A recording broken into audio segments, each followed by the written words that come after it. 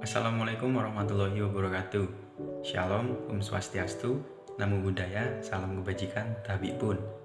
Izinkan kami memperkenalkan diri. Di sini kami dari kelompok 3 yang beranggotakan saya, Thomas Aribagus Prasetyo dengan NPM 22530230002. Nama saya Meliana dari Matika, NPM 2213023008. Saya Hoirunisa dengan NPM 2213023034. Saya Firly Dwi Agustin, NPM 2213023046. Saya Anissa Azahra dengan NPM 2213023055. Di sini kami akan mempresentasikan hasil kerja kelompok kami mengenai hubungan budaya Sekura dengan etnoscience. Ilmu kimia merupakan bagian dari ilmu pengetahuan alam yang mempelajari tentang materi, sifat-sifatnya, bagaimana dan mengapa zat bergabung atau terpisah, dan untuk membentuk zat lain, atau bagaimana zat berinteraksi dengan energi. Banyak orang menganggap ahli kimia sebagai ilmuwan berkulit putih yang mencampurkan cairan-cairan aneh di laboratorium. Tetapi kenyataannya adalah kita semua merupakan ahli kimia karena kimia ada dalam segala kehidupan kita. Kimia terlibat dalam segala hal yang kita lakukan di dalam kehidupan sehari-hari. Contohnya yaitu menanam, memasak, memakan, hingga membersihkan rumah dan tubuh kita. Kimia adalah salah satu ilmu fisika yang membantu kita mendeskripsikan dan menjelaskan dunia kita. Pembelajaran kimia dapat diartikan sebagai suatu proses kegiatan komunikasi antara guru dengan peserta didiknya, atau antara peserta didik sebagai upaya memperoleh berbagai pengalaman di bidang ilmu kimia sehingga timbul perubahan dalam pengetahuan, pemahaman, keterampilan, serta nilai sikap dalam diri peserta didik tentang ilmu kimia. Penerapan model pembelajaran kimia berbasis etnoscience atau MPKBE. Penerapan ini dapat meningkatkan kemampuan kognitif dan berpikir secara kritis karena model pembelajaran mengaitkan pembelajaran di kelas dengan apa yang siswa temui di kehidupannya sehari-hari, serta mendorong siswa untuk berperan aktif dalam proses belajarnya. Penerapan etnoscience dalam pembelajaran sangatlah beragam, bergantung pada lingkungan sekitar seseorang tinggal. Oleh karena itu, pendidik yang akan menerapkan etnoscience di kelas perlu untuk memahami pengetahuannya lokal masing-masing. Karena model pembelajaran kimia berbasis etnoscience ini sangat berkaitan dengan kehidupan kita sehari-hari, sehingga dapat meningkatkan siswa untuk memahami materi pembelajaran kimia. Hasil-hasil penelitian menunjukkan bahwa penggunaan pengetahuan lokal dalam pembelajaran memang diperlukan. Karakteristik model pembelajaran kimia berbasis etnoscience. Penerapan model pembelajaran kimia berbasis etnoscience dapat meningkatkan kemampuan kognitif, berpikir kritis, karena model pembelajarannya mengaitkan pembelajaran di kelas dengan apa yang siswa temui di kehidupan sehari-hari, dan juga mendorong siswa untuk berperan aktif dalam proses pembelajarannya. Penerapan etnoscience dalam pembelajaran sangatlah beragam, bergantung pada lingkungan sekitar pelajar itu tinggal. Oleh karena itu, pendidik yang akan menerapkan etnoscience perlu untuk memahami pengetahuan lokal masing-masing dari peserta didiknya. Model pembelajaran kimia berbasis etnoscience dapat meningkatkan kemampuan kognitif dan kemampuan berpikir kritis siswa. Meskipun begitu, model pembelajaran konvensional sebenarnya juga tidak buruk. Tidak pada hasil penelitian ini menunjukkan bahwa nilai post-test kemampuan berpikir kritis kelas yang memperoleh model pembelajaran konvensional juga mengalami peningkatan. Berbeda dengan peningkatan di kelas, model pembelajaran kimia berbasis etnoscience yang sebagian besar dikategorikan sebagai peningkatan yang tinggi. Peningkatan di kelas dengan pembelajaran konvensional sebagian besar dikategorikan sebagai peningkatan sedang. Hal ini menunjukkan bahwa model pembelajaran konvensional tidak selamanya buruk. Tetapi karena ilmu kimia bersifat eksperimen dan ilmiah, maka sebaiknya model pembelajaran diperbaiki dengan cara mengaitkan pembelajaran dengan hal-hal yang ada dalam kehidupan sehari-hari, sehingga siswa akan lebih mudah memahami materi dan dapat menerapkannya dalam kehidupan sehari-hari. hasil penelitian Rosida menemukan bahwa penggunaan etnoscience dalam pembelajaran zat aditif membuat siswa memperoleh pembelajaran yang bermakna. Dan Novak mengatakan bahwa rekonstruksi konseptual dapat terjadi jika terjadi pembelajaran yang bermakna. Oleh karena itu, dalam mempertimbangkan penelitian ini, maka menyelidiki apakah model pembelajaran kimia berbasis etnoscience dapat menghasilkan pembelajaran yang bermakna hingga kemampuan kognitif dan berpikir kritis siswa dapat meningkat. Selanjutnya yaitu mengimplementasikan peran guru dalam pembelajaran etnoscience. Pembelajaran kimia dilakukan dengan memberikan metode pembelajaran yang tepat untuk tiap-tiap materi. Hal ini dikarenakan pada tiap-tiap materi dalam kimia memiliki karakteristik tersendiri. Beberapa teknik yang dapat diterapkan dalam mempelajari kimia disesuaikan dengan sifat-sifat khas dari ilmu kimia, yaitu pertama, mempelajari kimia dengan pemahaman konsep. Yang kedua, dari materi yang mudah lalu yang kesukat. Yang ketiga, menggunakan berbagai teknik menghafal, menyelesaikan soal, penguasaan konsep, menguasai aturan kimia, dan penyelesaian masalah di laboratorium. Dan yang keempat, mengaitkan dengan kehidupan sehari-hari. Lalu beberapa hal yang perlu dilakukan guru dalam mengembangkan pembelajaran kimia berbasis etnoscience. Yang pertama, yaitu potensi lokal dapat digunakan dalam penjelasan konten kimia, menggantikan penjelasan ilmiah yang sulit dimengerti peserta didik. Yang kedua, pemanfaatan potensi lokal dalam pembelajaran kimia dapat dilakukan dengan mengadaptasi kerangka kajian sosial kultural yang menjabarkan bagaimana kearifan lokal yang diintegrasikan dalam pembelajaran sains, yaitu melalui enkulturasi, asimilasi, dan akulturasi. Yaitu proses enkulturasi artinya dapat diadopsi untuk mengembangkan pembelajaran kimia dengan cara membantu peserta didik dalam menggabungkan konten kimia ke dalam cara berpikir dan cara pandangnya. Yang kedua, proses asimilasi, yaitu ditandai dengan adanya upaya-upaya untuk mengurangi perbedaan-perbedaan yang terdapat di antara perorangan atau kelompok-kelompok manusia. Yang ketiga, proses akulturasi antara konten kimia dengan potensi lokal dapat dilakukan dengan inventaris konten kimia yang memiliki nilai kemanfaatan sesuai dengan kebutuhan peserta didik dan masyarakat saat itu, khususnya yang dapat meningkatkan kualitas hidup atau memudahkan kerja manusia, misalnya alat, tata cara hidup, gaya hidup, dan lain-lain.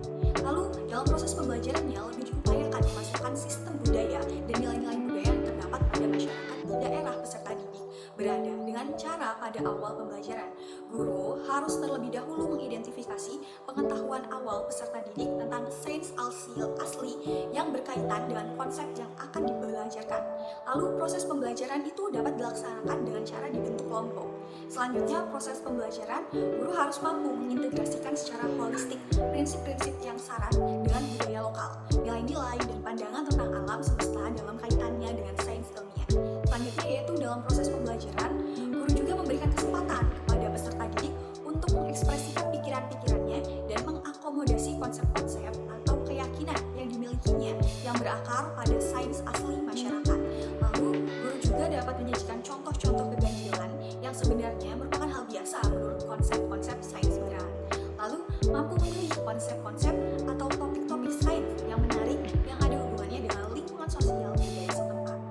Dan setelah topik dipilih, maka peserta didik dikelompokkan menjadi kelompok-kelompok kecil yang akan melakukan penyelidikan atau diskusi.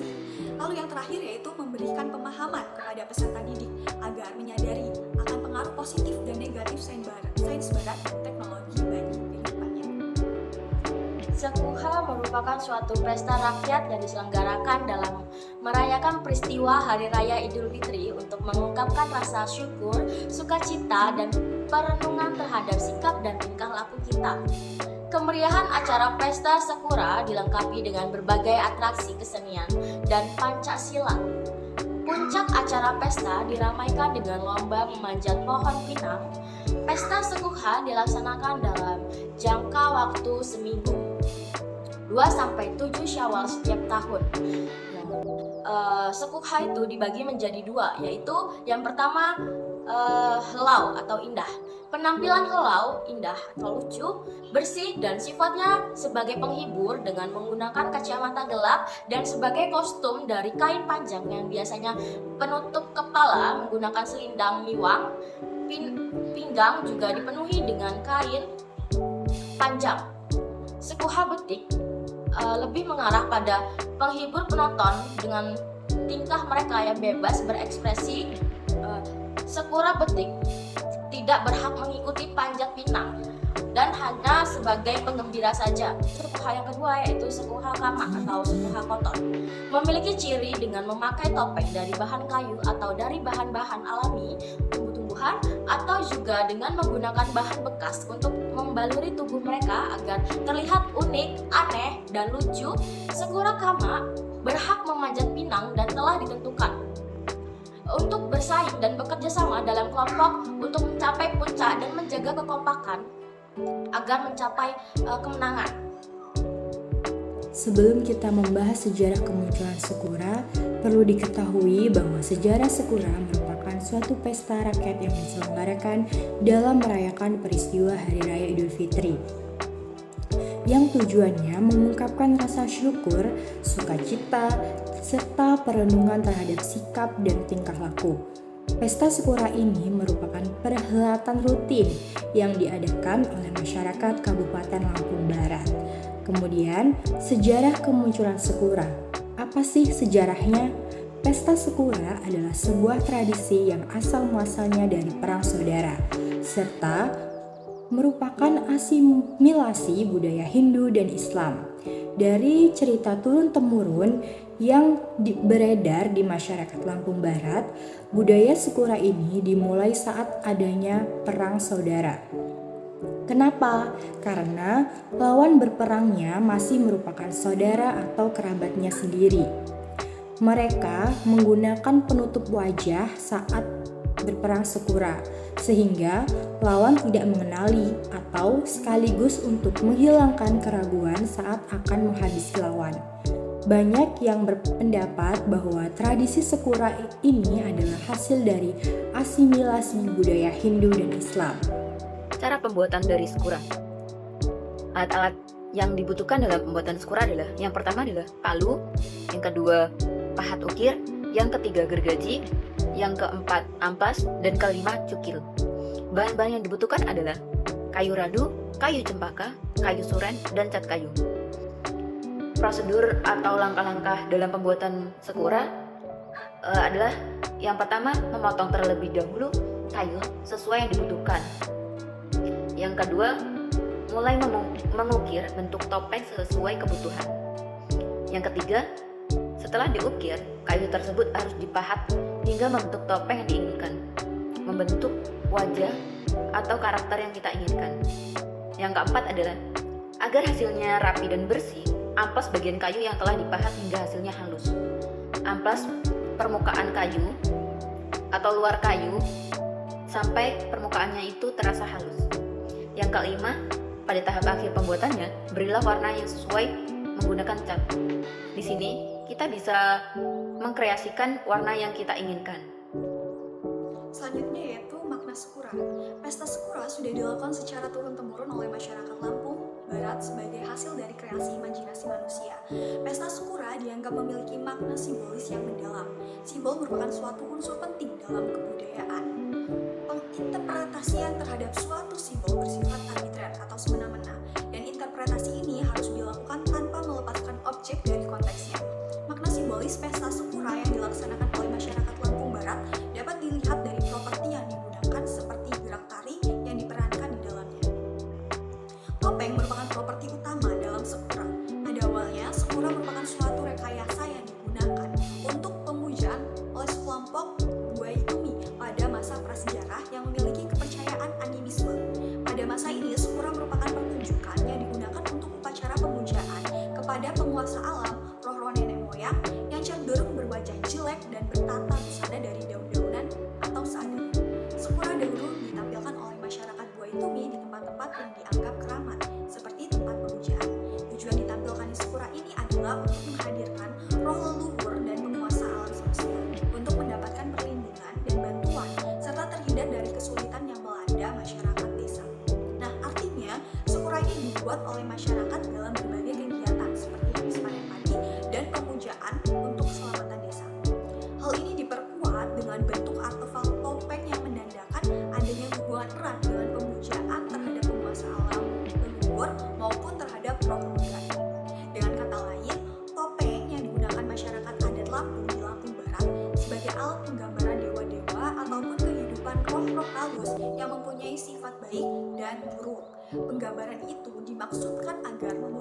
manusia berkomunikasi dengan roh-roh tersebut. Karena manusia ingin mendapatkan keselamatan, kekuatan, dan perlindungan dari roh-roh yang digambarkan di dalam topeng tersebut. Dalam hal ini, memang masyarakat yang masih primitif dalam mengekspresikan daya hayal mereka sering menyimpang dari wujud fisik manusia yang sebenarnya. Apalagi hal-hal yang ada hubungannya dengan objek pemujaan. Benda-benda pemujaan tersebut dapat berwujud arca-arca, topeng, atau lainnya yang dianggap suci. Dalam konteks kehidupan masyarakat adat Lampung di Lampung Barat saat ini, pemaknaan Sakura sebagai simbol dewa-dewa atau roh leluhur tersebut sudah dilakukan. Sebagian besar masyarakat Lampung Barat memaknai topeng Sakura sebagai simbol karakter manusia.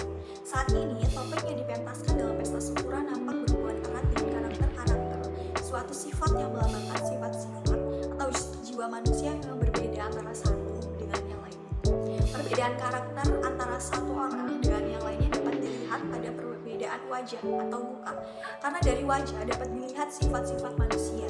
Karakter wajah dapat berubah sesuai dengan perubahan jiwanya. Perubahan karakter akan mengakibatkan perubahan bentuk muka. Jadi memang dari bentuk muka sifat-sifat manusia ataupun binatang itu mudah digambarkan. Hanya saja jika pada binatang karakter itu tergantung dari jenis binatangnya. Misalnya ada jenis binatang buas, jinak, dan sebagainya. Lalu di samping bagian muka yang dapat dipergunakan untuk menggambarkan jiwa manusia, terdapat bagian-bagian lain seperti tangan, kaki, bahkan seluruh tubuh dapat juga sebagai lambang perwatakan. Tetapi bagian-bagian tubuh yang lain itu tidak dapat menggambarkan perwatakan sebaik bagian wajah. Hal ini dikarenakan adanya anggapan bahwa muka, khususnya mata, mempunyai sifat magis dan sakti. Mata yang bulat terbuka lebar, melotot, dan menyempit lainnya menunjukkan sifat yang berbeda, apalagi bila dibantu dengan penyesuaian bentuk gigi, hidung, pipi, dan sebagainya. Lalu sebagai simbol perwatakan manusia, terdapat beberapa bentuk topeng atau sakura yang pernah digunakan, yaitu sakura anak, sakura tua, sakura ksatria, sakura cacat, sakura raksasa, dan sakura binatang. Hubungan budaya Sakura dengan etnoscience. Jadi, ada dua faktor yang mempengaruhi hubungan budaya Sakura dengan etnoscience, yaitu komposisi kimia dalam kayu dan yang kedua adalah bahan kimia dalam cat. Yang pertama itu komposisi kimia dalam kayu. Jadi, komposisi kimia dalam kayu terdiri dari karbohidrat, selulosa, lignin, dan zat ekstraktif. Perlu kita ketahui, komponen kimia yang paling penting dalam kayu yaitu adalah ekstraktif. Mengapa? Karena ekstraktif adalah bahan organik dan anorganik yang awalnya merupakan cairan yang terdapat dalam rongga sel protoplasma saat sel masih hidup. Yang selanjutnya yaitu mengenai bahan kimia dalam cat. Perlu kita ketahui bahwa cat kayu lebih rekat daripada cat tembok. Itu dikarenakan komposisi bahan di dalamnya. Komposisi bahan di dalamnya yaitu diantaranya adalah karbonat, kemudian titanium dioksida, kemudian polyvinyl acrylic atau PVAC, kemudian kaolin, pigmen, dan air. Dan perlu kita ketahui, ternyata karbonat dan titanium dioksida juga merupakan bahan dari cat tembok. Dan ada juga PVAC atau polyvinyl acrylic merupakan bahan pengental. Kemudian kaolin yaitu sebagai bahan pengisi, dan pigmen adalah sebagai bahan pewarna yang diinginkan. Terakhir yaitu kesimpulan. Jadi, kita sebagai mahasiswa pendidikan kimia sudah seharusnya kita mengenal budaya atau tradisi di sekitar kita. Hal ini dapat meningkatkan kemampuan berpikir kritis kita dalam mengkaji dan mempelajari konsep kimia sehingga hal tersebut akan menjadi bermakna. Dengan mengaitkan kearifan lokal dalam pelajaran kimia, maka kita akan semakin mengenal budaya kita. Tadi pemaparan materi dari kelompok kami mengenai hubungan etnoscience dengan budaya Sakura. Saya selaku perwakilan dari kelompok memohon maaf apabila terjadi salah kata dari kami, baik disengaja maupun tidak disengaja. Saya akhiri, wassalamualaikum warahmatullahi wabarakatuh.